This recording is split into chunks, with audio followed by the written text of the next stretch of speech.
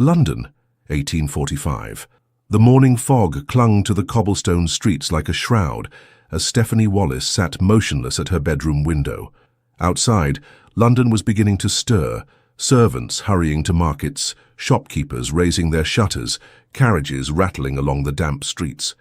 But Stephanie noticed none of it. Her attention was fixed entirely on the Morning Chronicle, trembling in her hands, her slim fingers crumpling the edge of the newspaper where the announcement was printed in neat black letters. The Earl of Huntly, George Bath, is pleased to announce his engagement to Lady Caroline Thornhill, daughter of the Viscount Heatherton. The wedding is to take place next month at St. George's Church, Hanover Square. A single tear escaped down her cheek, falling onto the paper and blurring the ink. Just 3 weeks ago, George had held her hands in the garden of her father's country estate, whispering promises of forever. His blue eyes had seemed so sincere, his voice unwavering as he spoke of their future together. "Father will come around, my darling," he had promised. "Once he sees how deeply I love you, he will accept you as my countess."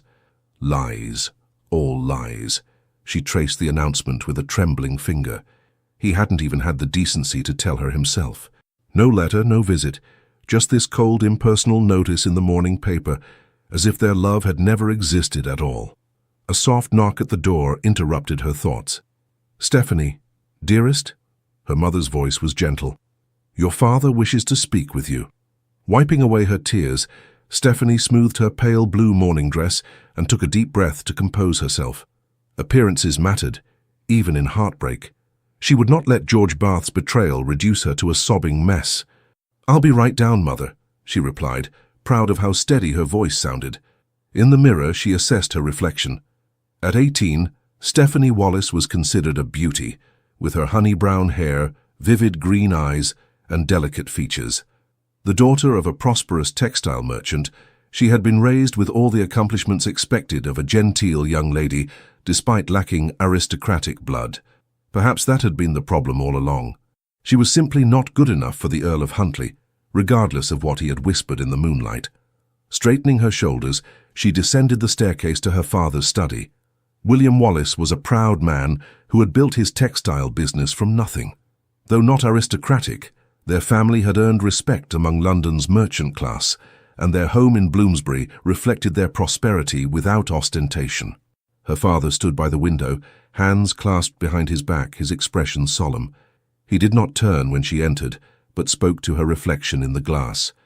"I warned you, daughter," he said without preamble. "Men like the Earl of Huntly do not marry girls like us, not when their fathers control the purse strings." Stephanie flinched. Her father was not being cruel, merely stating a truth she should have recognized from the beginning. "I was foolish," she admitted, her voice surprisingly steady. "I believed him when he said love would conquer all." Her father finally turned, his eyes softening at the sight of his daughter's dignified bearing, despite her obvious pain. Though he had built his fortune through shrewd business sense, William Wallis had a gentle heart, especially where his only child was concerned. "It is not foolish to believe in love, my dear. Only to believe that love is enough for men whose character is wanting." He approached her, placing a weathered hand on her shoulder. "Your Aunt Eleanor has written from London. She invites you to stay with her, to have a proper season next year." Stephanie looked up, surprised. Aunt Eleanor was her mother's sister, a widow who had married well and maintained her position in society after her husband's death. Though they visited occasionally, Eleanor moved in circles far above the Wallises' usual sphere. "You would send me away?"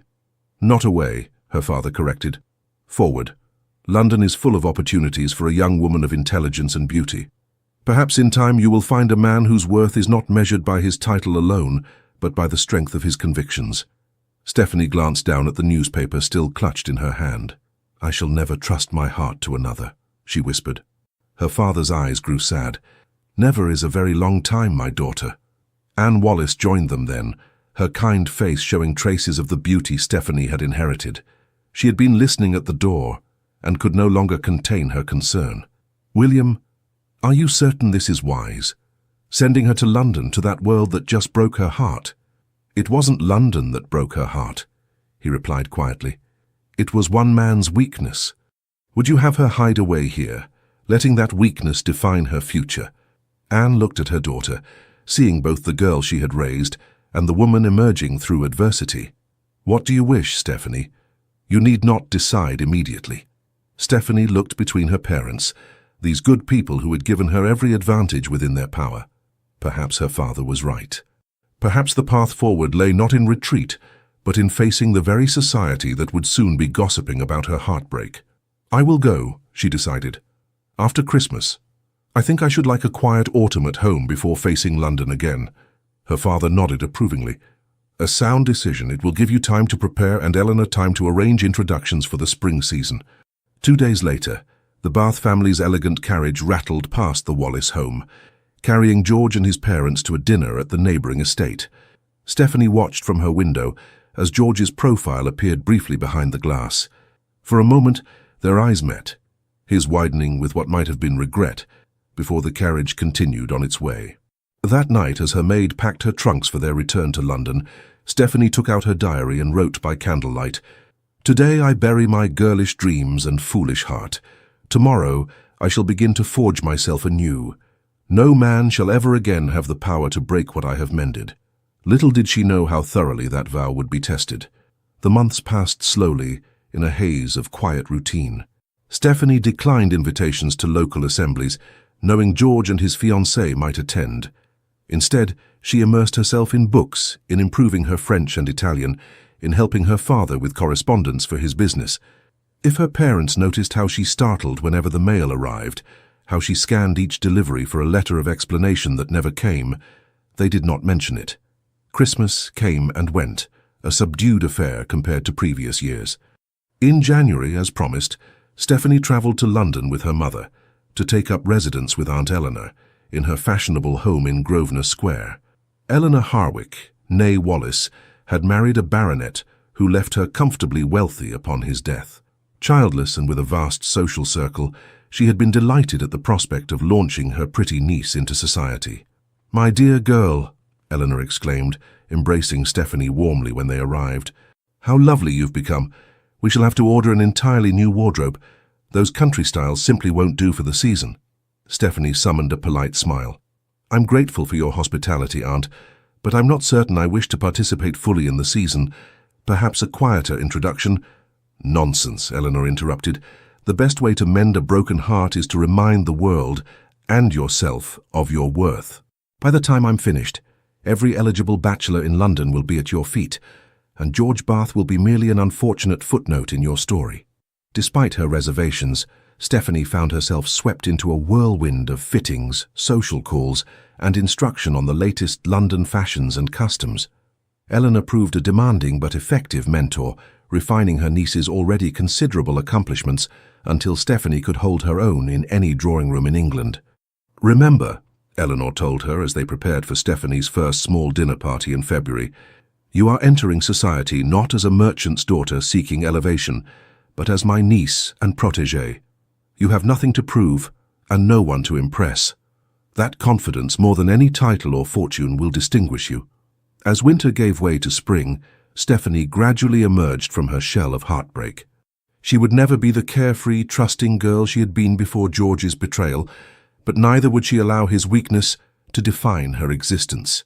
A new Stephanie was taking shape, more guarded, perhaps, but also more discerning, more self-possessed. When the season began in earnest, Eleanor carefully orchestrated Stephanie's introduction to society, selecting smaller gatherings at first before accepting invitations to larger balls. To her surprise, Stephanie found herself enjoying these events, particularly the conversations with interesting people from all walks of life. "You see," Eleanor remarked one evening as they returned from a musical soirée, "London offers so much more than heartbreak and disappointment." Stephanie smiled, genuinely this time. "You were right, Aunt.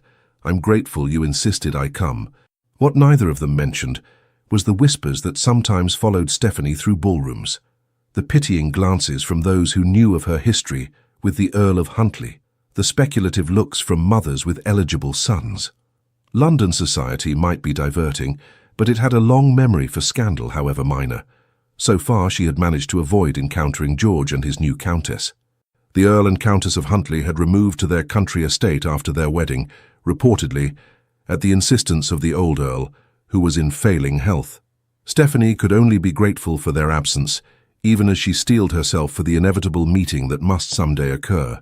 That day came sooner than expected, at a ball hosted by the Duchess of Richmond in early May. Stephanie had just finished a dance with a pleasant young baronet when she felt it, a prickling awareness that made her turn toward the entrance. George Bath stood in the doorway, as handsome as ever in his formal attire, his golden hair gleaming under the chandeliers. Beside him was a woman Stephanie assumed must be Caroline, the new Countess of Huntly, tall, slender, with the regal bearing of one born to privilege. Stephanie froze, her practiced composure momentarily deserting her. Across the crowded ballroom, George's eyes found hers, widening in recognition and something that might have been longing. "Ah," Eleanor murmured, suddenly at her side. "I had heard they returned to town. Are you all right, my dear?" Stephanie forced herself to breathe normally. "Perfectly," she replied. "It was bound to happen eventually." "We can leave if you wish," Eleanor offered. "No." Stephanie squared her shoulders. "I will not be driven away. He has already taken enough from me." Throughout the evening, she was exquisitely aware of George's presence, though she carefully avoided any situation where they might be forced to interact. She danced every dance, laughed at every jest, and maintained such perfect composure that no one watching would have guessed the turmoil beneath her calm exterior. It was during a moment of respite, when she had stepped onto a secluded balcony for fresh air, that disaster struck. Stephanie. His voice, once so beloved, now sent a chill through her.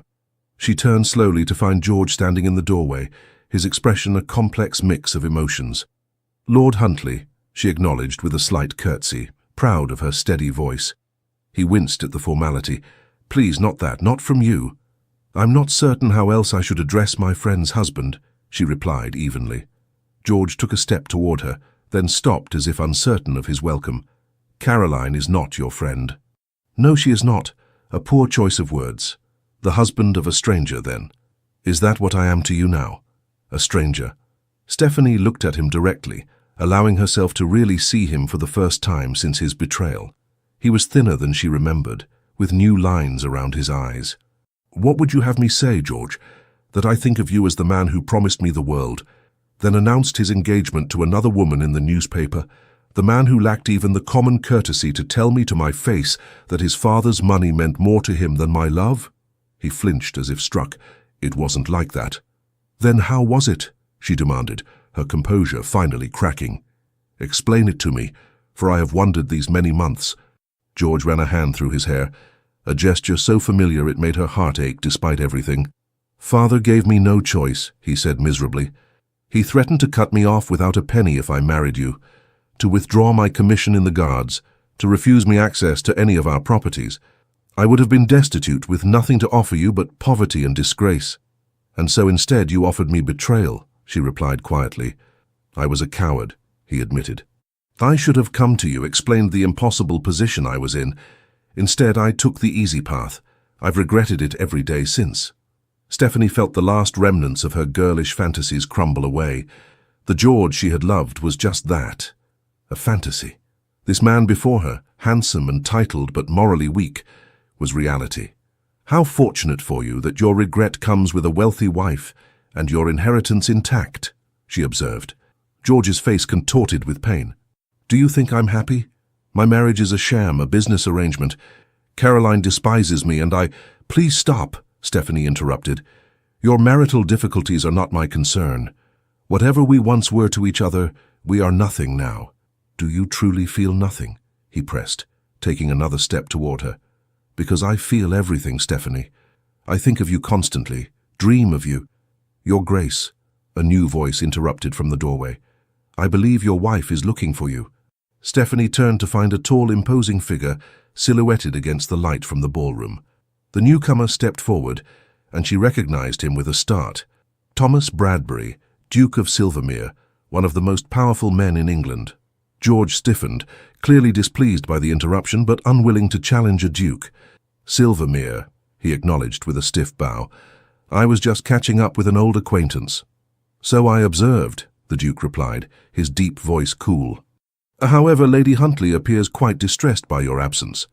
George hesitated, looking between Stephanie and the Duke. Finally, with a last anguished glance at her, he bowed again and departed. Silence fell on the balcony. Stephanie turned to thank her unexpected rescuer, only to find his piercing grey eyes studying her with unsettling intensity. "Thank you for your intervention, Your Grace," she said with a curtsy. "I fear the conversation was becoming difficult." "So it seemed," he agreed. The Duke was perhaps 30, with dark hair and the kind of commanding presence that needed no title to assert itself. "Forgive my intrusion, Miss Wallis," she supplied. "Stephanie Wallis." "Ah," he nodded slightly. "Lady Eleanor's niece. I've heard much about you." Stephanie raised an eyebrow. "From my aunt.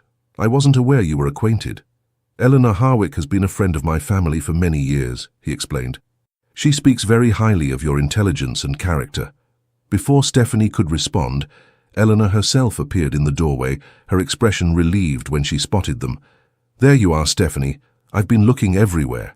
She smiled warmly at the Duke. "Thomas, how kind of you to keep my niece company." "It was my pleasure," he replied, his eyes still on Stephanie, "though I fear I interrupted what appeared to be an uncomfortable reunion." Eleanor's face darkened. "Bath cornered you. How dare he?" "It's done now," Stephanie said quickly, unwilling to make more of the incident than necessary. "His Grace was kind enough to provide an escape." "Then I am doubly in your debt, Thomas," Eleanor said. "First for attending my little dinner next week, and now for rescuing my niece." "I require no thanks for either," the Duke replied with unexpected warmth, "though I would consider it an honor if Miss Wallis would save me a dance at your gathering, assuming she will be present."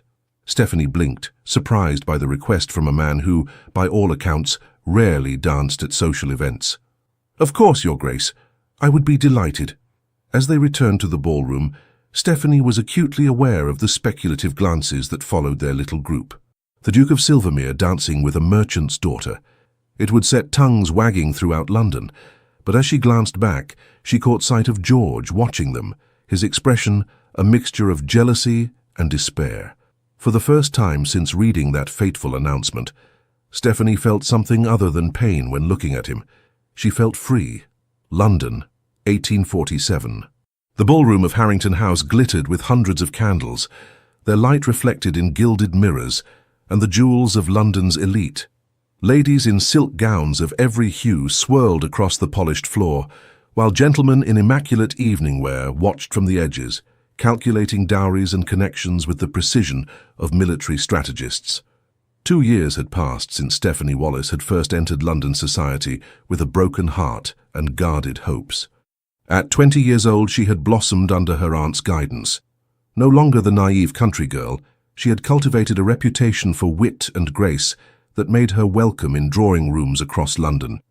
Her figure had matured into elegant curves, her honey-brown hair now styled in sophisticated coiffures that highlighted her delicate features. "Smile, my dear," whispered Aunt Eleanor, a handsome woman in her 40s whose sharp intelligence had allowed her to navigate widowhood with remarkable success. "Lord Winfield is watching you again," Stephanie obliged with a practiced curve of her lips that never quite reached her eyes. "Lord Winfield watches every unmarried woman under 30, Aunt. His interest is hardly flattering." "Perhaps not," Eleanor conceded, adjusting her lace shawl. "But you might consider that not every man has such hollow promises as your Count." "He was never my Count," Stephanie corrected automatically, smoothing a non-existent wrinkle from her emerald silk gown. "And I have no interest in becoming anyone's Countess," Eleanor sighed. 2 years is long enough to mourn what never was, Stephanie. Your heart cannot remain frozen forever." "Can it not?" Stephanie murmured, accepting a glass of champagne from a passing footman. "I find it serves me rather well. I can enjoy society without the inconvenience of attachment." "That is not living, child. That is merely existing." Stephanie was saved from replying by the sudden hush that fell over the ballroom. The majordomo's voice rang out, announcing the latest arrival with a gravity reserved for only the highest ranks. "His Grace, the Duke of Silvermere." Heads turned as Thomas Bradbury, the Duke of Silvermere, entered the room. At 30, he was at the height of his powers, tall and broad-shouldered, with dark hair and piercing grey eyes that surveyed the room with cool detachment. His face might have been carved from marble, all sharp planes and aristocratic angles, softened only by the sensual curve of his mouth. "The elusive Duke makes a rare appearance," murmured Eleanor, eyebrows raised. How fascinating.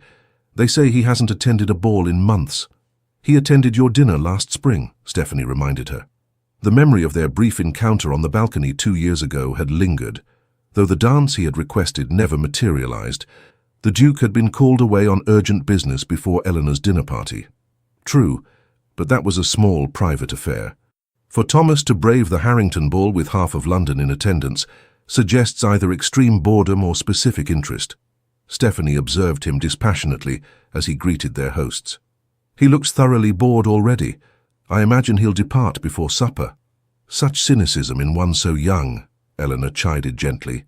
The Duke is different from most of his peers. They say he personally manages his estates and has doubled their productivity. A man of substance, not merely title. How admirable, Stephanie replied, though her tone suggested otherwise. The orchestra struck up a waltz and couples began to form on the dance floor.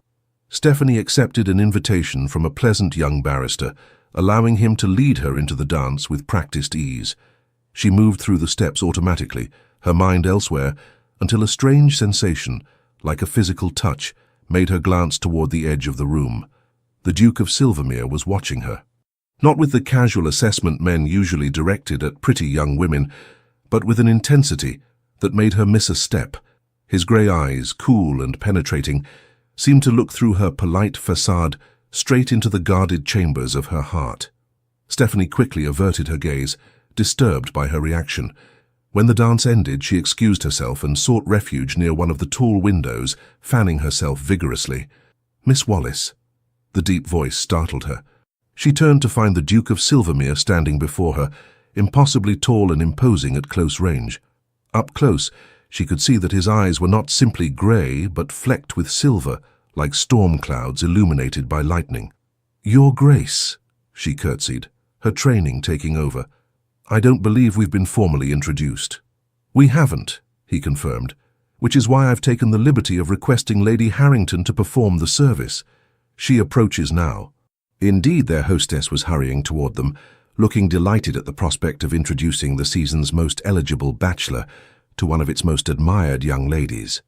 After the formalities were observed and Lady Harrington withdrew, the Duke spoke again. "You dance well, Miss Wallis." "Thank you, Your Grace, though I confess I was distracted and missed a step." "I noticed," he replied, a hint of amusement warming his stern features. "May I ask what captured your attention so completely?" Stephanie met his gaze directly. "I was wondering why the Duke of Silvermere, who reportedly finds society events tedious, would attend the Harringtons' ball only to spend his time observing a merchant's daughter." For a moment surprise flickered across his face, quickly replaced by something like approval. "Honesty," he said. "How refreshing. Most young ladies would have simpered and claimed to be overcome by the music. I've never seen the value in simpering, Your Grace." His lips curved slightly. "Nor have I. As for your question, I came because Lady Harrington is my godmother and insisted. I observed you because you were the only person in the room who looked as though they were secretly planning their escape." Stephanie couldn't help but smile. "Was I so obvious?" "Only to a fellow conspirator," he replied, offering his arm. "Would you do me the honor of walking with me to the terrace? The air in here has become stifling." Propriety demanded she refuse. Unchaperoned walks with gentlemen, especially powerful dukes, were fodder for gossip. Yet something in his direct gaze made her place her gloved hand on his sleeve. "Briefly, Your Grace, before my aunt sends out a search party." The terrace was mercifully empty, the night air cool against her flushed cheeks. London sprawled below them, a tapestry of lights and shadows under a sky strewn with stars. The sounds of the ballroom, the music, the laughter, the constant hum of conversation faded to a distant murmur. "You're not what I expected, Miss Wallis," the Duke said after a comfortable silence. "And what did you expect, Your Grace?" She leaned slightly against the stone balustrade, studying his profile. The usual ambitious debutante, eager to secure a titled husband. Stephanie laughed, the sound surprisingly genuine. "Then you must be relieved to find me neither ambitious nor hunting for a title." He turned to face her fully, his expression serious. "On the contrary, I find myself intrigued. Lady Eleanor speaks highly of your intelligence and character. She mentioned your father's business acumen as well." "You've discussed me with my aunt?" Stephanie asked, startled. "I make it a point to know about interesting people," he replied smoothly. "And you, Miss Wallace, are decidedly interesting." Before she could respond, the doors to the terrace opened, spilling light and music into the night. A familiar figure stepped out, then froze. George Bath, Earl of Huntly, stood before them, his handsome face slack with shock as he recognized Stephanie. In the 2 years since their confrontation, they had managed to avoid more than the most cursory interactions at social events. "Miss Wallace," he stammered, "I had no idea you would be here tonight." Stephanie felt the Duke's arm tense beneath her hand, though his face remained impassive. "Lord Huntly," she acknowledged with a slight nod, proud of her steady voice despite the sudden hammering of her heart. "How is Lady Caroline?" George flinched visibly. "Well, she is, well." His eyes darted between her and the Duke. "Silvermere," he added with a stiff bow. "Bath," the Duke replied, his tone glacial. "I believe Miss Wallace and I were just returning inside." Without waiting for a response, he guided Stephanie back toward the ballroom. As they reached the doors, he leaned down slightly. "There is history between you," he stated rather than asked. "Ancient history," Stephanie replied, "and not worth revisiting." Something flickered in his grey eyes. Understanding, perhaps, or recognition of a kindred wounded spirit. "Miss Wallace," he said formally as they rejoined the crowd, "may I call upon you tomorrow? There is a matter I would like to discuss with you and Lady Eleanor." Stephanie hesitated only briefly before nodding. "My aunt receives visitors after 11, Your Grace." As he bowed over her hand, his lips barely brushing her glove, Stephanie felt a strange warmth spread through her chest, not the giddy infatuation she had once felt for George, but something steadier, more substantial. It terrified her. Later that night, as her lady's maid helped her prepare for bed, Stephanie found herself unable to dismiss the Duke from her thoughts. Unlike most men of his rank, he had asked no probing questions about her family's fortune or connections. Instead, he had conversed with her as an equal, displaying genuine interest in her opinions on everything from Italian poetry to the agricultural improvements being implemented on his estates. "A penny for your thoughts, miss," her maid said as she brushed out Stephanie's long hair. "You've been smiling to yourself this past quarter hour." Stephanie caught herself, schooling her features to neutrality. "Have I? I was merely reflecting on this evening's entertainment. If you don't mind my saying so, miss, you seem to enjoy yourself more than usual, especially in the company of that tall gentleman." "That tall gentleman was the Duke of Silvermere, Lucy," Stephanie corrected gently. "And a lady never discusses her admirers with her maid." Lucy smiled knowingly. "Of course, miss, though if he calls tomorrow, as you expect, shall I press your blue morning dress? It brings out your eyes something wonderful." Stephanie couldn't help but laugh. "Yes? Very well. The blue dress it is." After dismissing her maid, Stephanie stood at her bedroom window, gazing out at the sleeping city. For 2 years, she had guarded her heart behind walls of ice, determined never again to be vulnerable to the kind of pain George Bath had inflicted. She had received and refused 4 proposals of marriage in that time, each from respectable gentlemen who offered security and position. What then was it about Thomas Bradbury that made her walls seem suddenly less impregnable? "It is mere curiosity," she told herself firmly. "Nothing more." Yet as she finally drifted to sleep, it was the Duke's storm-grey eyes and unexpected smile that followed her into her dreams. The Duke of Silvermere was a man of his word. At precisely 11 o'clock the next morning, his magnificent carriage arrived at Eleanor's townhouse on Grosvenor Square. From her position near the drawing-room window, Stephanie watched him descend. Tall and commanding even in morning dress, his movements possessing the natural grace of a man completely at ease with his power. "Stop staring, dear," Eleanor chided, though her eyes twinkled with amusement. "One might think you were actually interested in our visitor." Stephanie stepped quickly away from the window. "I was merely ensuring it was indeed his grace and not some other caller. With that carriage, those matched greys are unmistakable, as is the Silvermere crest." Eleanor adjusted a vase of flowers with practiced precision. "Now, remember what I told you. The Duke is not like other men. He values directness and abhors the usual social games. I am perfectly capable of carrying on a conversation without resorting to games, Aunt," Stephanie replied, smoothing her blue dress, which, she had to admit, did complement her complexion admirably. When the butler announced the Duke, both women rose to greet him. Stephanie was struck again by his commanding presence. how the spacious drawing room seemed suddenly smaller with him in it. Lady Eleanor, Miss Wallace. He bowed to each of them in turn, his eyes lingering a moment longer on Stephanie. Thank you for receiving me at such short notice. Eleanor gestured to a chair. Do sit down, Thomas. Such formality among friends is unnecessary. His eyebrows rose slightly at the word friends, but he took the offered seat. Stephanie noted that unlike many aristocrats who lounged in chairs as if they owned them, the Duke sat with the alertness of a man accustomed to attending to business rather than pleasure. I've come to invite you both to Silvermere Court, he announced without preamble. I'm hosting a small house party next week. 2 weeks in the countryside would be a pleasant change from London's heat. Eleanor looked delighted. How thoughtful. But surely your invitation list was completed ages ago. We wouldn't wish to inconvenience you. No inconvenience, he assured her, his eyes finding Stephanie's. In fact, the party was conceived only last night, with Miss Wallace specifically in mind. Stephanie nearly choked on her tea. I beg your pardon? You mentioned once enjoying horsemanship, he continued smoothly. Silvermere boasts some of the finest riding country in England. I thought you might appreciate the opportunity. When did I mention horsemanship? She asked, genuinely confused. A hint of a smile played at his lips. At the Winthrop Musicale, 3 weeks ago, you spoke of missing your father's stables.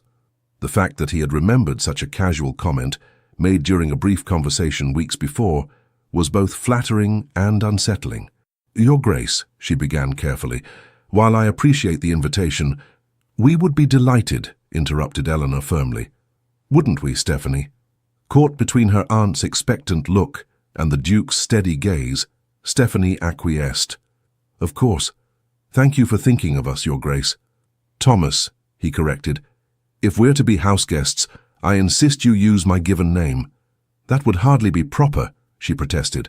I'm a duke, he replied with a hint of arrogance that should have been off-putting but somehow wasn't. I decide what's proper. After finalizing the details with Eleanor, he rose to leave, but paused before Stephanie. Would you care to accompany me to the British Museum this afternoon? He asked. They've acquired some fascinating artifacts from Egypt I thought might interest you. Stephanie blinked, surprised again by his attention to detail. She had mentioned her interest in antiquities only in passing to a mutual acquaintance at a dinner party months ago. That's very thoughtful, but I couldn't possibly— We would be delighted, Eleanor interrupted again, ignoring Stephanie's pointed look. Shall we say 2 o'clock? After he departed, Stephanie rounded on her aunt. What are you doing? You're practically throwing me at the man. Eleanor's eyes softened. My dear girl, do you not see? He's absolutely smitten with you. Nonsense, Stephanie scoffed, though a treacherous warmth spread through her at the suggestion. Men like Thomas Bradbury don't become smitten. They calculate advantageous matches. And what advantage would the Duke of Silvermere gain by marrying the daughter of a textile merchant? Eleanor challenged gently. He has wealth and power beyond measure. He needs no connections your father could provide. Stephanie had no answer for that. The weeks that followed were a whirlwind of attention from the Duke. True to his word, he escorted her to the British Museum, where he had arranged a private viewing of artifacts not yet available to the public. Rather than the expected formal tour, he had engaged the museum's foremost Egyptologist to explain the historical context of each piece, allowing Stephanie to examine them up close in a way normally reserved for scholars. The morning after, a small package arrived containing an exquisite miniature scarab carved from lapis lazuli with a simple note, a token of rebirth, T. Every day brought new surprises, rare books on subjects she had mentioned enjoying, invitations to exclusive exhibitions and small dinner parties where the conversation was genuinely stimulating rather than the usual vapid gossip. Each gift showed thought rather than mere extravagance. Each outing revealed another layer of his complex character. He courts you as if he were a poet rather than a duke, Eleanor observed one evening as they prepared for yet another dinner, at which the Duke of Silvermere would be present. Most men of his rank would simply speak to your father and have done with it. We are merely friends, Stephanie insisted, though the words rang hollow even to her own ears. He enjoys my conversation, nothing more. Eleanor gave her a knowing look. My dear, the man has attended more social events in the past month than in the previous year, solely to be in your company. That is not the behavior of a man seeking friendship. At Silvermere Court, a magnificent estate in Kent, Stephanie discovered a different side of the Duke. Here, among his tenants and servants, he was respected rather than feared. He knew every worker by name, inquired after their families, and took genuine interest in their well-being. The house party itself was small and carefully selected, just 12 guests, including Eleanor and Stephanie. The Duchess Dowager, Thomas's mother, acted as hostess, a formidable woman whose initial coolness towards Stephanie gradually thawed as she observed the young woman's intelligence and lack of artifice. "For you handle my son well," the older woman remarked one afternoon as they took tea in the morning room. "Few people dare to challenge him as you do." Stephanie set down her cup, surprised by the comment. "I wasn't aware that I challenged him, Your Grace." "No? Just yesterday you quite thoroughly dismantled his argument about the Corn Laws. I haven't seen him so animated in a debate for years." "I hope I didn't overstep," Stephanie said, suddenly concerned. The Duchess Dowager laughed, a surprisingly warm sound from such an austere woman. "My dear, Thomas has been surrounded by sycophants since he was in short pants. A little honest disagreement is precisely what he needs." She studied Stephanie with shrewd eyes. "You're not what I expected, Miss Wallis." "So your son has said as well," Stephanie replied, "though neither of you has explained what exactly you did expect." "The usual sort of young woman who catches a duke's eye, beautiful but vapid, concerned only with fashion and status." The Duchess sipped her tea thoughtfully. "Instead, he brings home a merchant's daughter who reads Greek and discusses agricultural reforms with more intelligence than most members of Parliament." Stephanie wasn't sure if this was a compliment or criticism. "My father believes education is valuable regardless of one's station or gender." "A progressive view," the Duchess noted, "and one I happen to share, though it's unfashionable to admit it." She set down her cup decisively. "You should know that I have never interfered in Thomas's personal decisions, even when I disagreed with them. I will not start now, but I will say this. If my son has chosen you, then he has chosen wisely."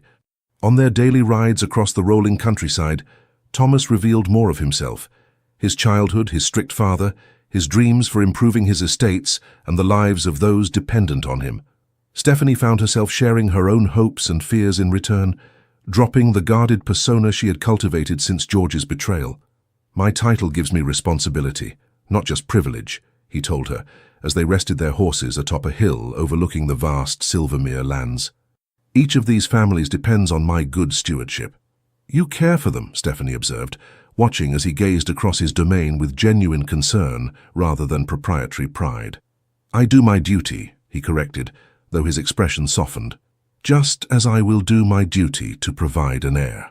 Stephanie's heart inexplicably clenched at the mention of his future marriage and children. She turned away, pretending to adjust her riding habit. "Your future Duchess will be fortunate indeed to share such a legacy." Thomas dismounted and approached her horse, looking up at her with an intensity that made her breath catch. "I've been looking for her for a long time," he said quietly. "Someone with intelligence, compassion, and strength. Someone who sees beyond the title to the man beneath." Before she could respond, hoofbeats approached, and a stable boy appeared with an urgent message.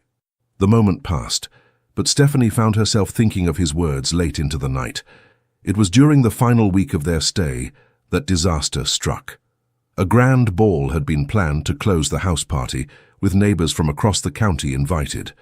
Hours before the guests were to arrive, a messenger came galloping up the drive with news that sent the household into chaos.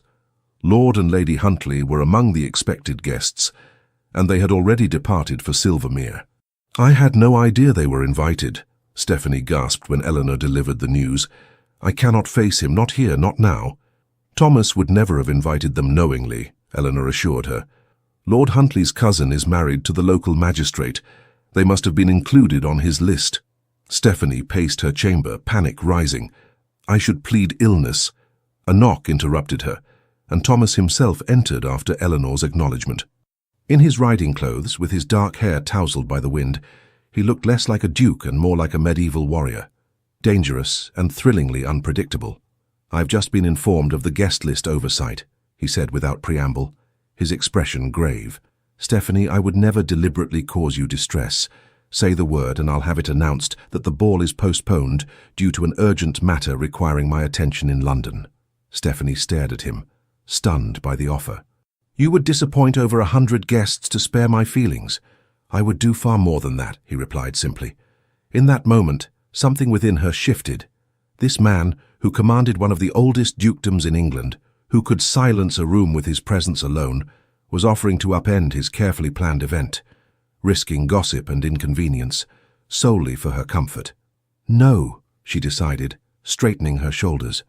"We will not postpone. I have nothing to be ashamed of, and I will not hide." Thomas smiled, a real smile that transformed his austere features. "You continue to surprise me, Stephanie Wallace." That evening, she wore her finest gown, a creation of deep blue silk that made her eyes appear even greener. As she descended the grand staircase to join the receiving line beside Thomas and Eleanor, whispers rippled through the assembled guests. The Duke of Silvermere had placed Miss Wallace in the position typically reserved for the lady of the house. When the Earl and Countess of Huntly were announced, Stephanie felt Thomas's hand at the small of her back, a subtle, steadying presence. George's eyes widened when he saw her standing beside the Duke, while Caroline's lips thinned with displeasure. "Lord Huntly, Lady Huntly," Thomas greeted them coolly. "May I present Miss Stephanie Wallace, my special guest?" George's bow was stiff. "We are acquainted." "Indeed," Thomas replied, his tone deceptively light. "How fortunate, then, that you'll have much to discuss, though I fear Miss Wallace's dance card is quite full this evening."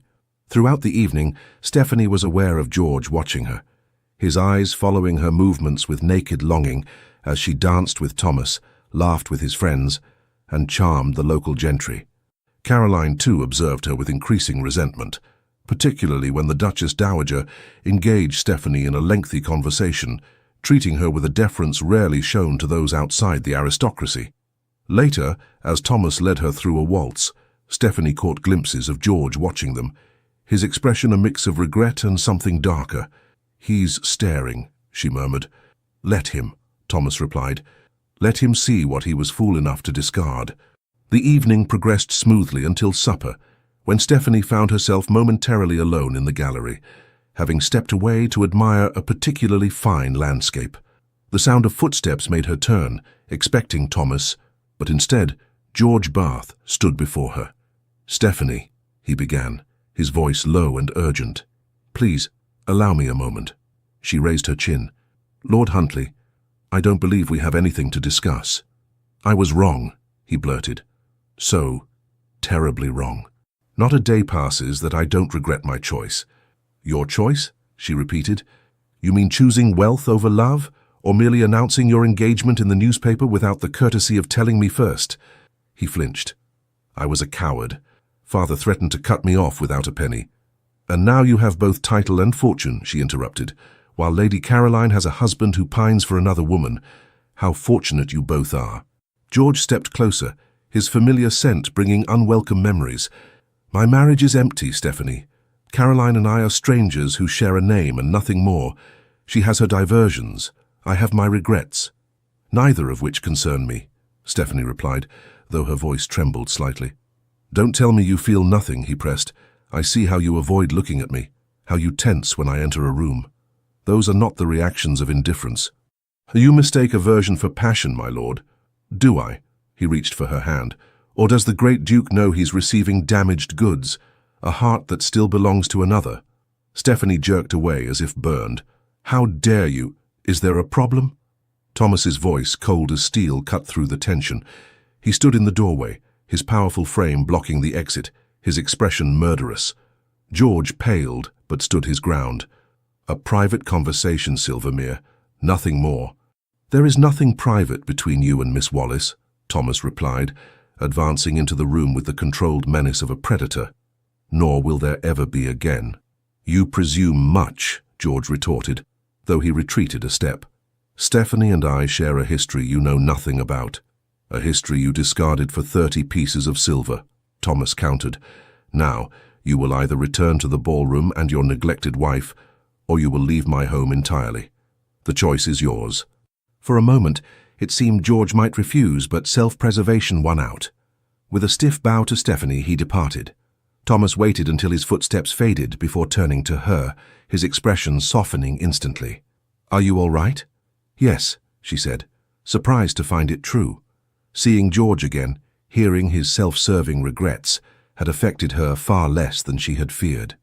"I'm sorry you had to intervene." "I'm not," Thomas said firmly. "I've wanted to put Bath in his place since the moment I learned what he did to you." Stephanie looked up, startled. "You know?" "Eleanor told me everything," he admitted. "I wanted to understand why someone with your warmth and intelligence guards her heart so fiercely. And now you do," she said quietly. "Now you understand why I cannot, why I will not risk such pain again." Thomas took her hands in his touch gentle despite the strength evident in his frame. "Stephanie Wallace," he said softly, "if you believe Thomas Bradbury resembles George Bath in any way, then I have failed completely in showing you who I am." "It's not about who you are," she whispered. "It's about who I am, a merchant's daughter beneath your station, someone society will never accept as your equal." "Society?" Thomas scoffed. "What has society ever created or built? What valleys has it made fertile? What innovations has it sparked? Men like your father who build and create, they are worth 10 of the idle aristocrats who fill my ballroom." He lifted her chin with gentle fingers. "I am the Duke of Silvermere. I bow to no one's expectations save my own, and I have never, in 30 years, wanted anything or anyone as much as I want you." Stephanie's heart thundered in her chest. "What are you saying?" "I'm saying that I love you," he replied simply. "I love your mind, your spirit, your compassion. I love how you challenge me, how you see the man behind the title. I'm saying that if you'll have me, I want to spend my life proving that not all men are fools like George Bath." Tears pricked at Stephanie's eyes. "Thomas, you don't need to answer now," he said gently. "Take all the time you need. I've waited 30 years to find you. I can wait a little longer for your heart to heal." He pressed a kiss to her forehead, chaste, reverent, then offered his arm. "Shall we return to our guests? I believe this dance is mine." As they re-entered the ballroom, whispers spread like wildfire at the sight of the Duke of Silvermere, gazing at Stephanie Wallace as if she were the only woman in the world. News of the Duke of Silvermere's apparent infatuation with Miss Stephanie Wallace spread through London society like wildfire. By the time they returned to the city, speculation was rampant about whether the realm's most eligible bachelor had finally been captured. The ton divided neatly into factions, those who found the romance charming, primarily the younger set and progressives, and those who considered it a shocking misalliance, led by mothers with eligible daughters and staunch traditionalists. Stephanie found herself the object of intense scrutiny wherever she went, with invitations flooding in from hostesses eager to witness the courtship firsthand. "You've become quite the sensation," Eleanor observed as they sorted through the day's post, which contained no fewer than 12 invitations. "I haven't seen such excitement since the Prince Regent took up with Mrs. Fitzherbert." Stephanie wrinkled her nose. Hardly a comparison to inspire confidence. Their relationship was a scandal, and ended in marriage, despite the odds, Eleanor pointed out. "Though I dare say Thomas is far more decisive than poor Prinny ever was." George Bath was not the only one disturbed by these developments. Caroline, Countess of Huntly, had harboured ambitions of eventually securing a connection to the Silvermere dukedom through her younger sister. The prospect of a merchant's daughter, particularly one her husband had once courted, gaining the position she coveted for her family was intolerable. "The girl is making a spectacle of herself," Caroline declared to her circle of friends over tea. "Throwing herself at a duke, as if Silvermere would ever seriously consider someone of her background." Stephanie, entering Hyde Park for an afternoon stroll with Eleanor, overheard these words as she passed Caroline's group. She faltered momentarily, colour rising in her cheeks. Eleanor squeezed her arm supportively. "Pay them no mind, dear. Jealousy makes women cruel." "It isn't jealousy that concerns me," Stephanie replied quietly. "It's truth. Thomas may believe himself immune to society's expectations, but a duke marrying a merchant's daughter would cause a scandal." "Thomas Bradbury has never feared scandal," Eleanor pointed out, "and your father is hardly a common shopkeeper. His business employs hundreds. His advice is sought by ministers. Besides," she added with a twinkle in her eye, "love has a way of overcoming such obstacles." Stephanie was prevented from responding by the arrival of the very man they discussed. Thomas approached on horseback, magnificent atop his black stallion, drawing admiring glances from everyone in the vicinity.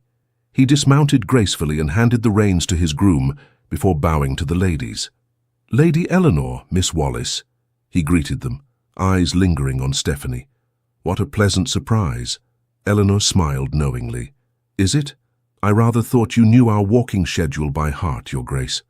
Thomas didn't deny it. "Beautiful weather for a stroll, is it not? Would you mind terribly if I accompanied you?" "Actually, I've just remembered an urgent appointment," Eleanor said, fooling no one. "Perhaps you could escort Stephanie back to Grosvenor Square when she's finished her walk, Thomas?" Before Stephanie could protest this transparent maneuver, Eleanor was hurrying away, leaving them alone, though under the watchful eyes of the ton. "Your aunt is not subtle," Thomas observed, offering his arm. Stephanie took it, acutely aware of Caroline Bath's narrowed gaze from across the path. "No, she is not, and she has placed us both in an awkward position." They began walking along the path, trailed at a discreet distance by Thomas's groom and Stephanie's maid. "I don't find your company awkward in the slightest," Thomas replied. "In fact, these past 3 days without seeing you have been interminable." "You exaggerate," she chided gently. "Surely the affairs of your vast estates kept you occupied." "They kept my hands occupied," he corrected. "My mind was entirely elsewhere." Stephanie felt warmth spread through her chest at his words, even as she tried to maintain her composure. "Thomas, we're being watched. Lady Huntley and her friends are positively gloating at this indiscretion." Thomas glanced over his shoulder at the group of women, his expression hardening. "Caroline Bath's opinion means less than nothing to me." "But it should matter to you what society whispers," Stephanie insisted. "A duke must consider his position, his legacy." Thomas stopped walking, turning to face her fully. "Do you know what legacy truly matters to me, Stephanie? Not ancient titles or crumbling castles. It's the character of the man who bears the name Bradbury. My father taught me that a duke who bows to society's petty constraints is no leader at all." His grey eyes held hers with fierce intensity. "I have watched you these past weeks. I've seen your kindness to my servants, your genuine interest in my tenants' welfare. I've witnessed your sharp mind and sharper wit. Everything I've learned has only confirmed what I knew the moment I saw you. You are the woman I want by my side, the only woman worthy of being my Duchess." Stephanie's heart pounded painfully. "Thomas, please." "I know you're afraid," he said softly. "Bath hurt you deeply. But I am not him, Stephanie. I would never choose anything, money, title, approval over you." A commotion behind them interrupted the moment. George Bath was approaching rapidly, his face flushed with what appeared to be drink, though the hour was early. Caroline rose from her bench, alarm evident in her expression.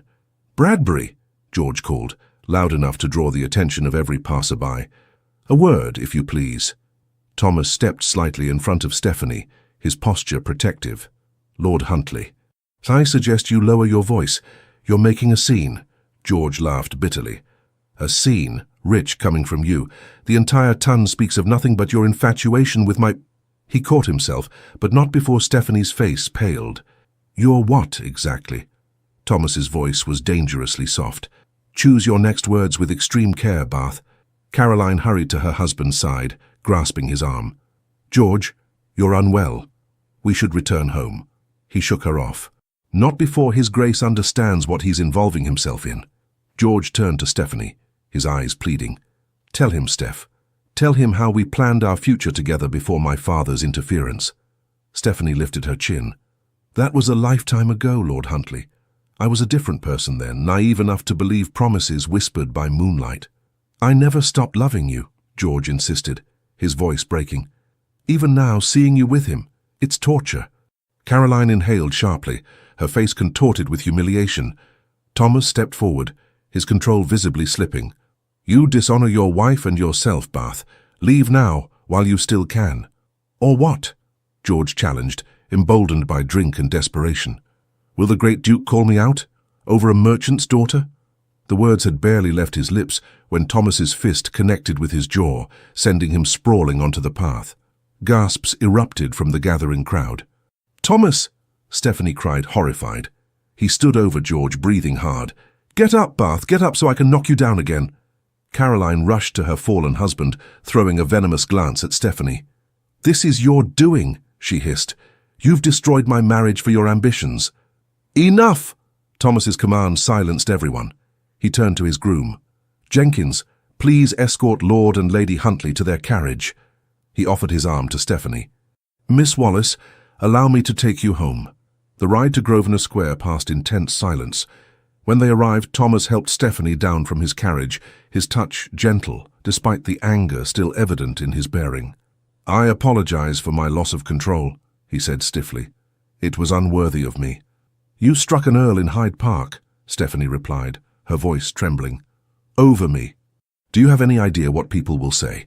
"I don't give a damn what they say," Thomas replied, his composure finally breaking. "Let them talk. Let them whisper behind their fans and speculate in their drawing rooms. None of it matters." "It matters to me," Stephanie cried. "Can't you see? This is exactly what I feared. Becoming the center of scandal, dragging your name into disrepute." Thomas took her hands in his. "Stephanie, listen to me. Society's memory is short, and its opinions fickle. Next week some other scandal will replace ours. What endures is what we build together." "And what is that exactly?" she asked, tears threatening. "A life," he answered simply. "A partnership of equals, regardless of birth. I'm asking you to be my wife, Stephanie. My Duchess, the mother of my children, the keeper of my heart."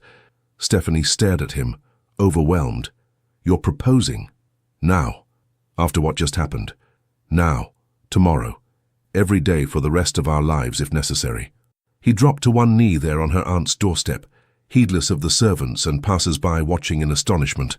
"Stephanie Wallace, I love you with every fiber of my being. Will you do me the great honor of becoming my Duchess?" Before she could answer, the door flew open to reveal Eleanor, wide-eyed with excitement. "For goodness sake," she exclaimed, "bring His Grace inside before you accept, Stephanie. The entire street is watching." Thomas rose, a smile finally breaking through his serious demeanor. "Well, may I come in to hear your answer?" Looking at his dear, familiar face, so full of love and certainty, Stephanie felt the last of her defenses crumble. "Yes," she said, her voice growing stronger. "Yes to coming inside, and yes to becoming your wife."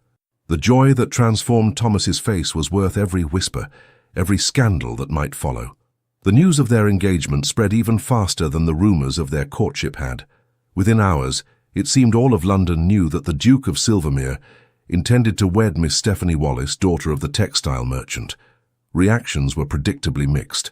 "You'll need a special license," Eleanor said practically, once the initial excitement had subsided. "And we must inform your parents immediately, Stephanie."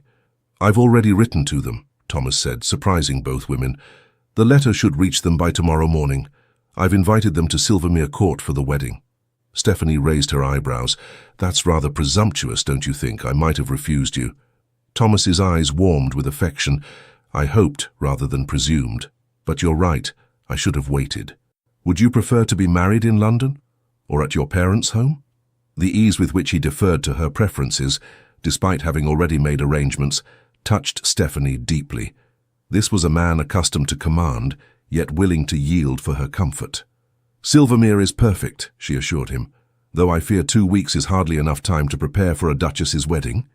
"We can wait if you wish," Thomas offered. "Though I confess the thought of a lengthy engagement holds little appeal," Eleanor laughed. 2 weeks is quite sufficient. The wedding need not be large, family and close friends only. The real challenge will be preparing Stephanie for her role as Duchess." Thomas shook his head. "Stephanie needs no preparation. She already possesses every quality essential for the position." "Sweet of you to say," Eleanor replied, "but there are practical matters to consider. The responsibilities of managing multiple estates, the social obligations, the protocols of rank, all of which can be learned," Thomas interrupted gently. "What cannot be taught is character, and Stephanie has that in abundance." The days that followed were a whirlwind of activity. Letters arrived from Stephanie's parents expressing their delight and promising to arrive at Silvermere the following week. The Duchess Dowager sent a gracious note welcoming Stephanie to the family. Thomas appeared each day with a new token of his affection. Not flashy jewels, as might be expected, but thoughtful gifts that revealed how well he knew her heart. Not everyone was pleased by their impending union. Caroline Bath made her displeasure known through thinly veiled barbs at social gatherings. Several of Thomas's relatives expressed concern about the match, though none dared oppose him directly. And George, in his cups at his club, was overheard making bitter remarks about merchants' daughters with ducal aspirations. "Ignore them," Thomas advised when Stephanie mentioned these reactions. They matter not at all. They were dining at Eleanor's house, chaperoned but afforded some privacy by her discreet withdrawal to the far end of the room. "They're your family and peers," Stephanie pointed out. "Of course they matter." Thomas reached across the table to take her hand. "The only opinion that matters to me is yours. Do you love me, Stephanie?" "You know I do," she replied softly. "Then the rest is noise." His thumb traced circles on her palm, sending shivers up her arm. "Though I do wonder sometimes if you love me for myself or for my title." Stephanie snatched her hand away, stung. "That's not amusing." "Forgive me," he said, contrite. "A poor attempt at humor. I know your heart is sincere, just as mine is devoted entirely to you." As the wedding approached, Stephanie found herself increasingly anxious, not about marrying Thomas, but about the responsibilities that awaited her as Duchess of Silvermere. One afternoon, while reviewing guest lists with Eleanor, she finally voiced her fears. "What if I'm not equal to it? What if I embarrass him or fail at some crucial duty?" Eleanor set down her pen. "My dear, do you think Thomas hasn't considered this? He's the most meticulous man I know. If he didn't believe you capable, he wouldn't have asked you. But managing an estate like Silvermere is a skill like any other," Eleanor finished for her, "and one you'll master quickly, knowing your intelligence. Besides, duchesses aren't made overnight. You'll have time to grow into the role. And if the ton never accepts me, if they always see me as an upstart, a merchant's daughter who reached above her station." Eleanor's expression softened. "Some will, it's true.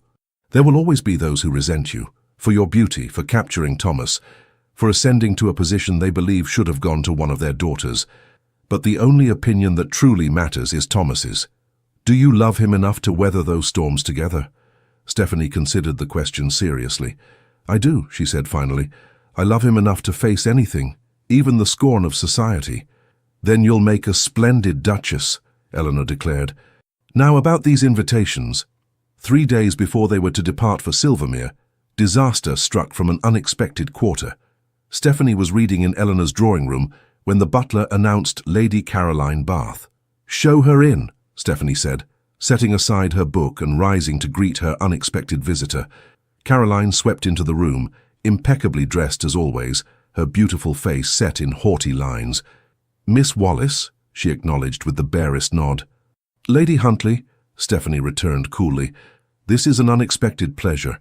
"Let us dispense with pleasantries," Caroline replied. "I've come on a matter of some delicacy." Stephanie gestured to a chair. "Please, be seated." Caroline remained standing. "I prefer to stand. What I have to say won't take long." She drew a deep breath. "You must break your engagement to the Duke of Silvermere." Stephanie blinked, certain she had misheard. "I beg your pardon?" "Break your engagement," Caroline repeated. "End this farce before it goes any further." "And why would I do that?" Stephanie asked, amazed at the woman's audacity. Caroline's perfect composure slipped slightly. "Because George is destroying himself over you. Because our marriage is in shambles. Because he drinks himself into oblivion every night, murmuring your name in his sleep." Stephanie stared at her, genuinely shocked. "Lady Huntley, I am truly sorry for your marital difficulties, but they have nothing to do with me. They have everything to do with you." Caroline's voice rose. "He never loved me. He married me for my fortune while pining for you, and now you flaunt your happiness with the Duke before him, driving him further into despair." "That's not true," Stephanie protested. "I've avoided Lord Huntley at every turn. If he suffers, it's from the consequences of his own choices." Caroline laughed bitterly. "How convenient to absolve yourself. Tell me, do you love the Duke, truly love him? Or is he merely your revenge on George, the ultimate prize to throw in his face?" "How dare you?" Stephanie said quietly, anger rising. "My feelings for Thomas are none of your concern.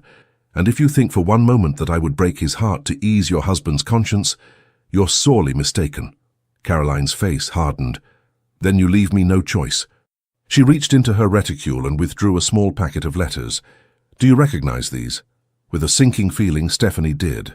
They were the letters she had written to George during their courtship, foolish, passionate declarations of love from a naive girl of 18. "Where did you get those?" she whispered. "George kept them," Caroline replied, a cruel smile playing at her lips. "Hidden in his desk. I found them months ago.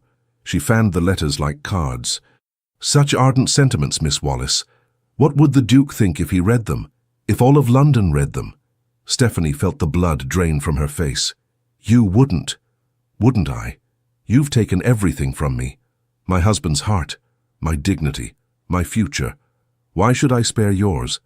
For a long moment they faced each other in silence, two women in love with different men, bound by circumstance and mutual enmity. What do you want? Stephanie finally asked. I told you, end your engagement. Leave London, return to whatever provincial backwaters spawned you and never darken our lives again. Stephanie's mind raced. The letters, while embarrassing, contained nothing truly scandalous, just the innocent outpourings of first love. Yet in the hands of someone like Caroline, they could be wielded as weapons, used to hurt Thomas or to cast doubt on Stephanie's character. You have until tomorrow, Caroline continued, replacing the letters in her reticule. If I don't hear of your broken engagement by then, copies of these will be in every drawing room in Mayfair. With that, she swept from the room, leaving Stephanie trembling with shock and rage. Eleanor found her there an hour later, still staring into space. My dear, what's happened? You're white as a sheet. Haltingly, Stephanie related Caroline's visit and her threat. That spiteful harpy, Eleanor exclaimed. How dare she? You must tell Thomas immediately. I can't, Stephanie said miserably. He'd challenge George to a duel. There would be bloodshed, scandal. Exactly what I feared all along. So you'll give in to blackmail? Eleanor demanded. Surrender your happiness because of a vindictive woman's threats? Of course not, Stephanie replied, her voice stronger. But I need to handle this carefully. Those letters need to be recovered. And how do you propose to do that?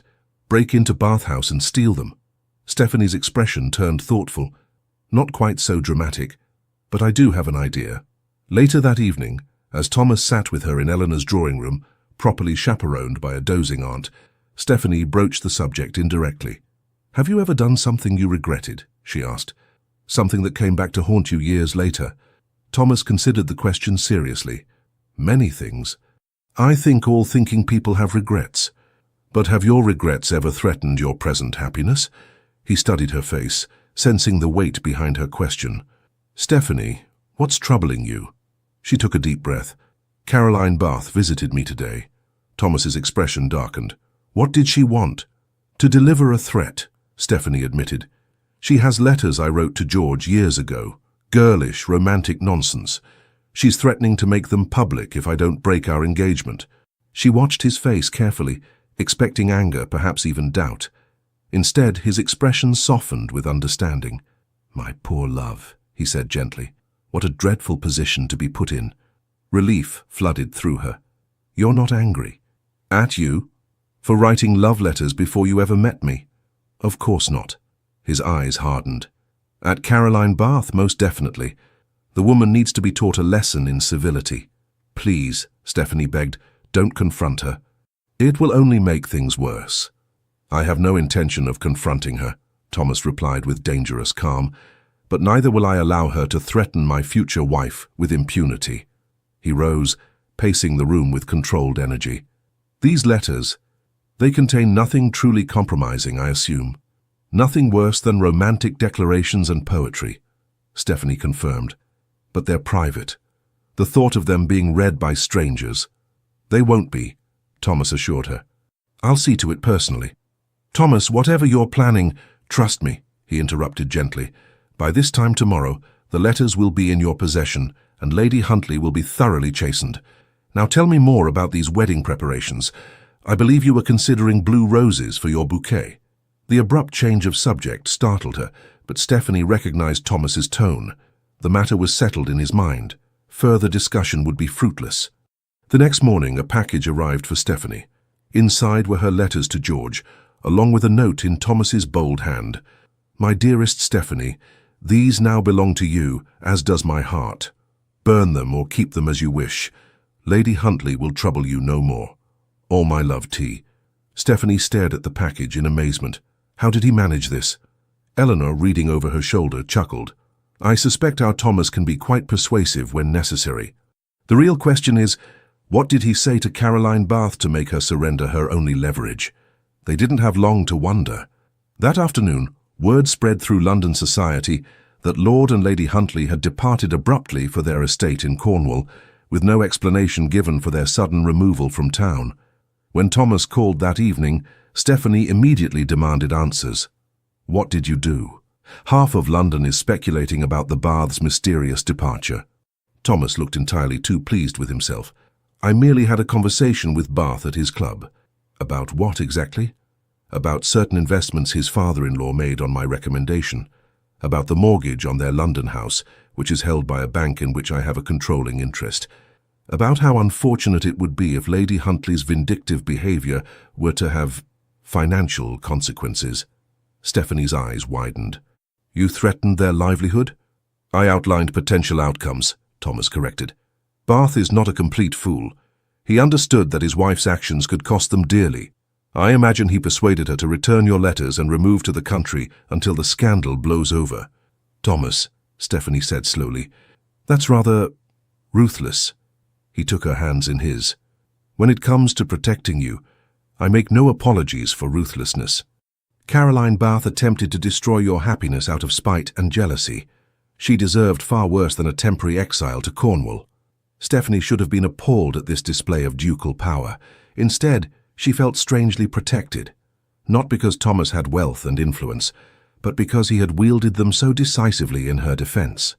Thank you, she said softly, though I hope you won't make a habit of threatening financial ruin to anyone who crosses me.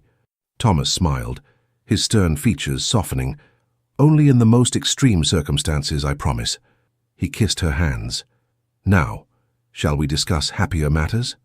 Your father's letter arrived today. They'll be at Silvermere by Tuesday. With the threat from Caroline neutralized and the Baths safely distant, the final preparations for the wedding proceeded smoothly. Stephanie's parents arrived at Silvermere Court with appropriate wonder at the magnificence of the estate, but even greater pride in their daughter's composure.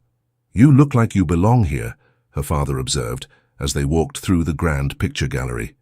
Not intimidated in the least.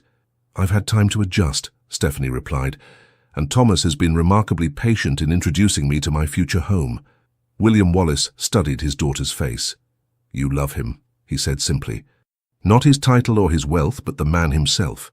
I do, Stephanie confirmed, more than I thought possible after what happened before. Good, her father nodded approvingly. That's all I need to know. The Duchess Dowager, initially reserved with the Wallaces, gradually warmed to their unpretentious intelligence and obvious devotion to their daughter. By the eve of the wedding, she was engaged in animated conversation with Anne Wallace about the best methods for preserving fruit, all difference in rank apparently forgotten. You see, Thomas murmured to Stephanie as they observed their families mingling comfortably. This is what matters, not the gossip of strangers, but the bonds between those we love. Stephanie leaned against him slightly, savoring these last moments before she became his wife. I was so afraid they wouldn't belong here. They belong because you belong, he replied simply, and you belong because I can't imagine Silvermere without you. 3 weeks later, as autumn painted the countryside in golds and crimsons, the Duke of Silvermere married Miss Stephanie Wallace in a private ceremony at Silvermere Court. Only family and closest friends were invited, though William Wallace insisted on paying for a lavish wedding breakfast, despite Thomas's protestations that it was unnecessary. My daughter is marrying a duke, the proud merchant declared. Allow me this one indulgence. The couple exchanged vows beneath the ancient oak that had witnessed 20 generations of Bradburys, Thomas's voice steady and sure as he promised to cherish Stephanie for all his days. She, in turn, pledged her heart to him without reservation. The ice that had encased it for so long finally and completely thawed. Among the small gathering, George and Caroline Bath were conspicuously absent. Rumors had circulated that they had departed for their country estate, their marriage in tatters following the Hyde Park incident. As Thomas kissed his bride to seal their vows, cheers erupted from the assembled guests. Eleanor dabbed at her eyes, while William Wallace stood tall, his initial reservations about aristocracy thoroughly revised by the character of his new son-in-law. Later, as they danced their first waltz as husband and wife, Thomas held Stephanie close.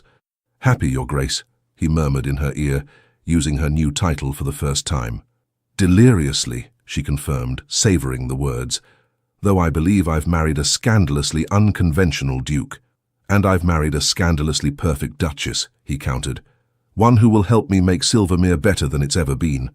A commotion at the entrance to the ballroom drew their attention. To Stephanie's shock, George Bath stood in the doorway, alone and ashen-faced. The music faltered as guests turned to stare. Thomas tensed, his arm tightening protectively around Stephanie's waist. George approached slowly, stopping at a respectful distance before bowing deeply. "Your Graces," he addressed them formally. "Forgive my intrusion. I could not stay away without offering my sincere congratulations and my apologies." He looked directly at Stephanie, his expression haunted yet somehow peaceful. "I came to say that you were right to refuse my belated regrets. I made my choice years ago and I must live with it. Seeing you now, so radiant, so loved, I understand that everything unfolded as it should." Turning to Thomas, he continued, "You are a better man than I, Silvermere. I ask only that you cherish her as she deserves." "On that, Bath, you need have no concern," Thomas replied, his tone civil though guarded. George nodded once. "I wish you both every happiness, truly." With another bow, he turned and departed as suddenly as he had arrived. Stephanie watched him go, feeling not pain or regret, but an unexpected sense of closure. "Well," Thomas said quietly, "that was unexpected." "Yes," she agreed, "but necessary, I think, for all of us." As the music resumed and they continued their dance, Stephanie reflected on the journey that had brought her to this moment. The heartbreak that had once seemed unbearable had led her here, to a love deeper and truer than she had ever imagined possible. Thomas's grey eyes held hers, full of promises yet to be fulfilled. "What are you thinking, my Duchess?" Stephanie smiled up at the man who had chosen her above all else, above convention, above expectation, above the weight of centuries of tradition. "I'm thinking," she replied, "that sometimes hearts must break before they can be truly whole again." Thomas drew her closer, pressing his forehead to hers. "And yours? Is it whole now?" "More than whole," she whispered. "It's yours, completely and forever." The early days of the Duchess of Silvermere's marriage were not without challenges. Though Thomas's immediate family had accepted Stephanie without reservation, certain relatives and peers made their disapproval known through subtle snubs and pointed remarks. At her first dinner as hostess at Silvermere House in London, Lady Rockingham, a distant cousin of Thomas's, deliberately addressed her as Miss Wallis throughout the evening. When corrected, she affected surprise. "Oh dear, how forgetful of me. It's just so difficult to remember all these recent changes." Thomas, overhearing, had intervened with lethal politeness. "Perhaps at your age, Cousin Agatha, memory becomes unreliable. Should you find such lapses occurring frequently, I recommend consulting Sir William Harvey. I understand he's made remarkable progress in treating the infirmities of advancing years." Lady Rockingham, not yet 60 and vain about her appearance, had turned an unflattering shade of purple. "You shouldn't antagonize her," Stephanie murmured when they were alone. "She has considerable influence in certain circles." "Let her use it then," Thomas replied dismissively. "Those who cannot accept my Duchess are not welcome in my home, regardless of their bloodlines." True to his word, Thomas backed Stephanie unequivocally in every social encounter. When the Duchess of Montrose failed to include Stephanie in an invitation to a musical evening, Thomas not only declined, but returned all subsequent invitations from the Montroses unopened. When Lord Essex made a thinly veiled reference to tradesmen's daughters at a dinner, Thomas challenged him to clarify his meaning with such cold fury that the older man stammered an apology and departed early. "You cannot fight every battle for me," Stephanie told him after that incident. "Some of this I must weather on my own." "Must you?" Thomas asked, genuinely curious. "Why?" "Because I need to establish myself as the Duchess of Silvermere, not merely as your protected wife," she explained. "Those who respect only your power will never truly accept me." Thomas considered this, then nodded slowly. "You're right, of course. But know that while I may not intervene, I am always watching, and I never forget a slight to those I love." Stephanie soon discovered that she had natural allies beyond her husband. The younger members of society, less bound by traditional prejudices, found her refreshing. Several influential dowagers, bored with the usual social climbers, declared her a breath of fresh air. And Thomas's mother, the Duchess Dowager, proved an unexpected champion. At a particularly grand ball hosted by the Countess of Harewood, an old friend of the Duchess Dowager's, Stephanie overheard a group of matrons discussing her in barely hushed tones. "Merchant's daughter or not, she has Thomas Bradbury wrapped around her finger," one commented. "I've never seen him so besotted." "It won't last," another predicted. "These misalliances never do. Once the novelty wears off, he'll regret marrying beneath him." "I wonder if she trapped him somehow," a third speculated. "There was that scandalous business in Hyde Park with the Earl of Huntly." "Ladies," the Duchess Dowager's voice cut through their gossip like a blade, "I find it curious that you speak with such authority on matters you know nothing about." The women turned, mortified to find Thomas's mother standing behind them. "Your Grace," the first woman stammered. "We were just demonstrating precisely why new blood is so desperately needed in our circles," the Duchess Dowager interrupted. "My daughter-in-law may come from trade, but she possesses something far more valuable than ancient lineage, character. Perhaps if your daughters had shown similar qualities, one of them might have captured my son's interest." With that devastating observation, she swept away, leaving the matrons speechless. When she related the incident to Stephanie later, the younger woman was touched almost to tears. "You needn't have defended me," she said. "I'm growing accustomed to such talk." "Nonsense," the Duchess Dowager replied briskly. "One should never grow accustomed to ill-breeding. Besides," she added with a rare smile, "I've waited 30 years to see my son genuinely happy. I'll not have small-minded gossips undermine that happiness." Gradually, through a combination of Thomas's unwavering support, her own natural dignity and strategic alliances, Stephanie established herself as a duchess to be reckoned with.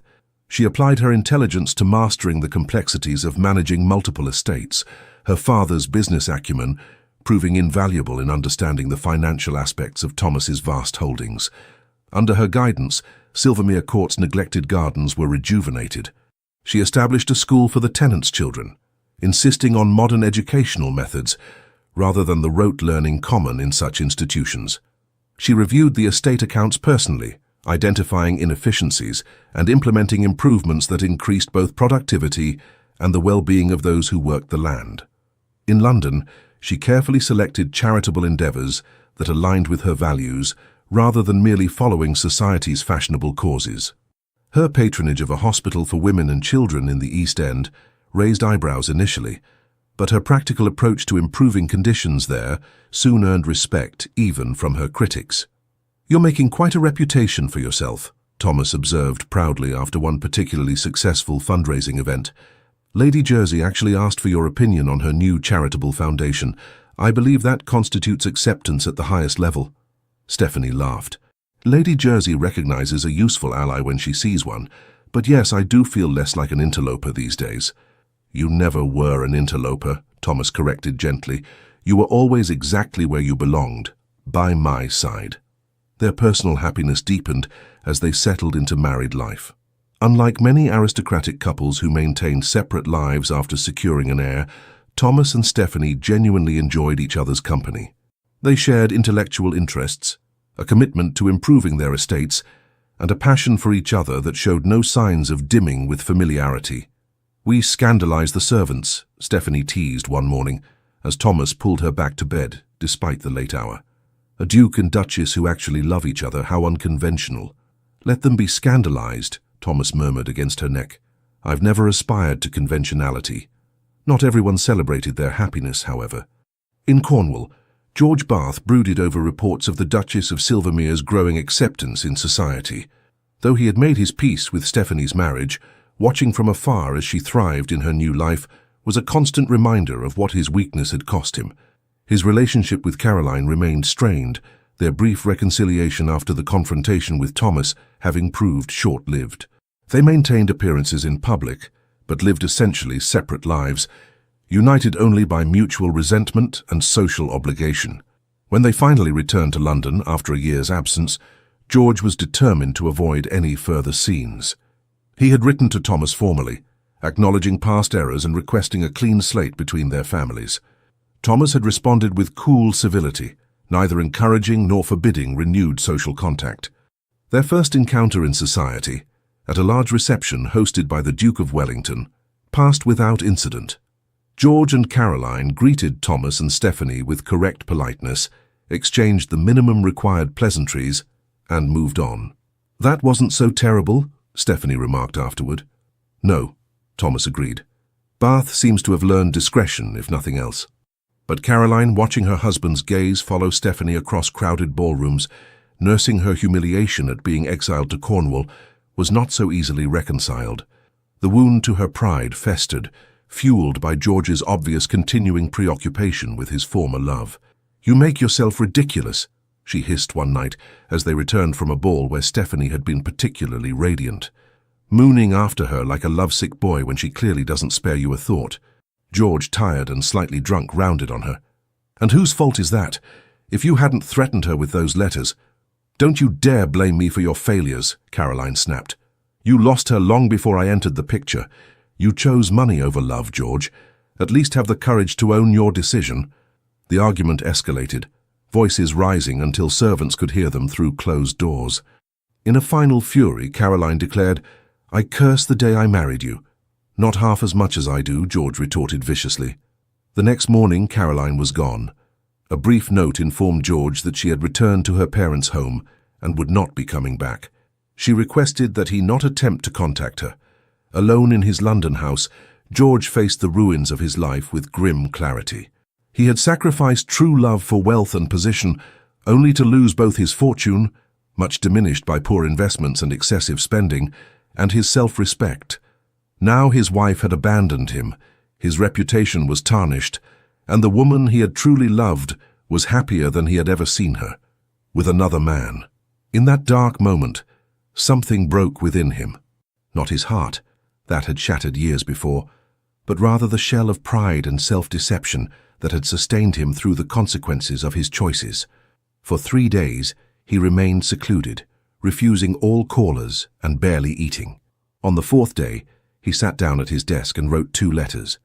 The first to Caroline acknowledged his failings as a husband and released her from any obligation to return to a marriage that had brought her only unhappiness. The second, to his solicitor, contained instructions for settling his affairs in preparation for an extended absence. That evening, he appeared unannounced at Silvermere House. The butler, recognizing the Earl of Huntly despite his dishevelled appearance, hesitated before announcing him. "His Grace and Her Grace are not receiving visitors tonight, my lord. Perhaps if you were to return tomorrow—" "Please," George said simply. "It's important." Something in his tone, desperation tinged with resignation, convinced the servant to admit him to a small waiting room while he informed the Duke of this unexpected caller. Thomas appeared moments later, his expression wary. "Bath," he acknowledged. "This is unexpected." George rose unsteadily. "Forgive the intrusion, Silvermere. I wouldn't have come if it weren't a matter of some urgency." Thomas studied him with narrowed eyes. "You look unwell." "I am unwell," George admitted with a bitter laugh. "In spirit, if not in body. May I speak with you, and with Her Grace, if she's willing?" Thomas hesitated, clearly reluctant to subject Stephanie to whatever scene might be brewing. "What is this regarding?" "Closure," George replied simply. "And perhaps redemption, though I've little right to hope for it." After a long moment, Thomas nodded. "Wait here." He returned with Stephanie, who had changed from her evening dress into a simpler gown of deep green. Her face, when she saw George, showed concern rather than the resentment he expected. "Lord Huntly," she greeted him. "Are you unwell? Shall I send for a physician?" Her kindness, after everything, was almost his undoing. George struggled to maintain his composure. "No, thank you. I'm not ill, merely at a crossroads." He drew a deep breath. "I've come to say goodbye. I'm leaving England." Thomas's eyebrows rose. "Leaving? For where?" "America. My cousin has business interests in Boston that require management. I've agreed to represent him there." George turned to Stephanie. "Before I go, I needed to speak with you both, to make things right as much as possible." Stephanie glanced at Thomas, who nodded slightly. "Please sit down," she offered. "Would you care for refreshment?" George shook his head. "No, I won't stay long." Nevertheless, he sank gratefully into a chair, suddenly aware of how exhausted he truly was. "Caroline has left me," he said bluntly. "Not that you'd be interested in my marital difficulties, but it seems relevant to what I have to say." "I'm sorry to hear that," Stephanie said, and meant it. George smiled faintly. Are you? You of all people have reason to wish us ill. I've never wished you ill, George, she replied gently. Only happiness, even when you hurt me. He closed his eyes briefly, pained by her generosity. That's the difference between us, I suppose. Your capacity for forgiveness. It's why you deserved better than me. He looked directly at Thomas. And why you found it. Thomas said nothing, but his expression softened fractionally. I came to apologize, George continued. Properly, not the half-drunken ravings at your wedding. To both of you, for different reasons. He turned to Stephanie. To you, for my cowardice. For choosing money over love. For not telling you to your face for every hurt I inflicted through weakness of character. You offered me your heart, and I crushed it for the sake of my inheritance. There is no forgiveness adequate for such a betrayal, but I ask for it nonetheless. Then to Thomas. And to you for my behavior since your engagement, for creating scenes, for speaking disrespectfully of your wife, for being less than a gentleman in every way. You were right to defend her as you did. I would have done the same had I possessed your courage. The room fell silent. George waited, expecting recrimination, or at best cold acceptance of his apology. He was unprepared for Stephanie's next words. I forgive you, George, she said softly. I forgave you long ago, though I didn't realize it until this moment. Thomas looked at his wife with tender pride before turning back to George. As does the Duke of Silvermere forgive the Earl of Huntly, he said formally. The past is behind us. May you find peace in your new endeavors. George stared at them both, overwhelmed by a generosity of spirit he had not anticipated and knew he did not deserve. Thank you, he managed finally. Your forgiveness means more than you can know. He rose to leave, then hesitated. May I ask one thing more? A presumption, I know, but... Ask, Thomas said simply. In America, I intend to start anew, to build something useful with my life rather than wasting it as I have done. When I return, if I return, might I hope to find not friendship perhaps, but at least the possibility of civil acquaintance between us. Thomas glanced at Stephanie, who nodded almost imperceptibly. You will always be welcome at Silvermere, Thomas said gravely. Not for the man you were, but for the man you are striving to become. George bowed deeply. I am in your debt. Both of you. He turned to go, then paused at the door. Be happy together, he said softly, as I believe you already are. After he had gone, Stephanie leaned against Thomas's shoulder. Do you think he'll find peace? Thomas wrapped an arm around her waist. Perhaps. He seems genuinely remorseful. And America is a land of second chances, they say. I'm glad we could offer forgiveness, she mused. It feels like the closing of a chapter. Indeed. Thomas kissed the top of her head. Though I confess I'm far more interested in the chapters we've yet to write together. Stephanie smiled up at him. As am I, Your Grace. As am I. In the years that followed, the Duke and Duchess of Silvermere became one of the most admired couples in England. Their partnership, initially viewed as scandalous, gradually came to be seen as a model of modern marriage, based on mutual respect, shared purpose, and genuine affection rather than mere dynastic considerations. Thomas's estates flourished under their joint management. The schools Stephanie established for tenants' children became a template copied by progressive landowners across the country. Their London home was known for salons that brought together not just aristocrats but also artists, scientists, and innovators of every background. When their first child was born, a son they named William after Stephanie's father, the celebration at Silvermere Court included not only the highest nobility, but also workers from Thomas's estates and employees of William Wallace's textile business. It was, as one observer noted, a gathering that would have been unimaginable a generation ago, peers and commoners united in celebration of a child who represents the best of both worlds. As for George Bath, he remained in America for 5 years. When he finally returned to England, it was as a changed man, leaner, more weathered, but with a clarity of purpose that had been lacking in his youth. He had built a successful shipping business in Boston and reconciled with Caroline, who had eventually joined him there after their initial separation. True to his word, Thomas received them at Silvermere when they came to pay their respects. The meeting between the two couples was initially awkward, but gradually eased into something approaching comfortable acquaintance. Not friendship, Too much had passed between them for that, but a civil relationship built on mutual respect and shared history. "He seems genuinely happy," Stephanie observed after the Baths had departed. "As does Caroline, surprisingly." "America agreed with them, it seems," Thomas replied. "Perhaps they needed to escape the constraints of English society to find their way back to each other. Much as we defied those same constraints to find our way to each other," Stephanie pointed out with a smile. Thomas pulled her close, his grey eyes warm with the love that had only deepened over the years. "The best decisions often require courage, my Duchess. Fortunately, you've never lacked for that." Stephanie rested her head against his chest, listening to the steady beat of his heart. "Nor have you, my Duke. Nor have you." In the end, the story of the merchant's daughter who became a duchess was not merely a romantic tale of crossed social boundaries. It was a testament to the power of true character over artificial distinctions, of genuine love over societal expectations.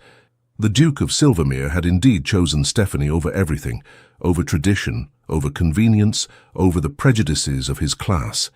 And in doing so, he had gained not just a wife but a partner, not just a duchess but a soulmate. And Stephanie, who had once vowed never again to trust her heart to any man, had found in Thomas Bradbury the courage to love completely and without reservation. The walls she had built around her heart after George's betrayal had not merely been breached, they had been transformed into the foundations of something far stronger, a love that would endure long after both of them were gone, remembered in family stories, in the improvements they had made to their lands and the lives of those who depended on them, and in the changing attitudes of a society gradually learning that true nobility lay in character rather than bloodline.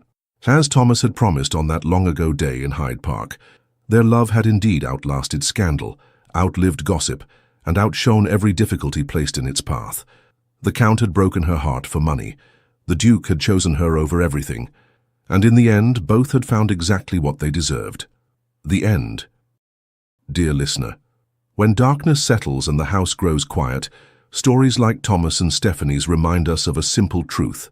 No clock determines when our best moments arrive. You've lived enough to know false promises. You've seen enough to spot authentic gold among life's trinkets. That wisdom? It's your crown. Tonight, rest knowing this. Sometimes what seems like the end is merely clearing space for what you actually deserve. Stephanie's heart didn't just heal. It found something better than what it originally sought. Your setbacks aren't final chapters. They're plot twists. Your age isn't a limitation. It's accumulated power. Your heart isn't fragile. It's battle-tested. Tomorrow, carry one thought. In a world racing forward, you possess something rare. Perspective. Use it boldly. Someone needs your earned wisdom. Someone needs your unfiltered truth. Someone needs the courage you demonstrate simply by continuing your story. Sleep well. Dream deeply. Rise knowing you're not just surviving time, you're collecting its treasures. With genuine admiration, the Legends of the Fall team. Thank you so much for staying with us until the end. If this story brought you comfort, emotion, or a quiet smile, we invite you, from the bottom of our hearts, to support our channel by liking, commenting, sharing, and subscribing. Your support means the world to us and keeps us inspired to create more stories filled with love, redemption, and powerful turning points. And don't go just yet. At the end of this video, another heartfelt story from our channel will appear. Click and be surprised by yet another emotional journey. Thank you for being here. The Legends of the Fall team.